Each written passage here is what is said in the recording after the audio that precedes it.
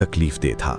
जंग के बाद वहशी आज़ाद तो हो गए, मगर उनका दिल चैन से खाली था। वो जानते थे कि उन्होंने कितना बड़ा गुनाह किया है। जब मक्का फतह हुआ तो वहशी को डर लाहिक हुआ कि अब उनके लिए कोई माफ़ी नहीं। वो मक्का से भागकर ताइफ चले गए। वहां उन्होंने सुना कि मोहम्मद सल्लल्लाहु अलैहि वसल्लम कातिलों को भी माफ़ कर देते हैं अगर वो सच्चे दिल से तौबा कर लें। ये सुनकर वहशी के दिल में उम्मीद की एक किरण जागी। वहशी मदीना पहुंचे और रसूल अल्लाह की खिदमत में हाजिर होकर अर्ज़ किया, या रसूल अल्लाह सल्लल्लाहु अलैहि वसल्लम, मैं वहशी हूँ। मैंने हज़रत हमज़ा को शहीद किया था। क्या मेरे लिए भी तौबा की कोई गुंजाइश है?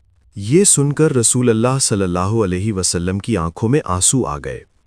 इसी वक्त अल्लाह ताला की तरफ से आयत नाजिल हुई, ऐ मेरे बंदो, जिन्होंने अपनी जान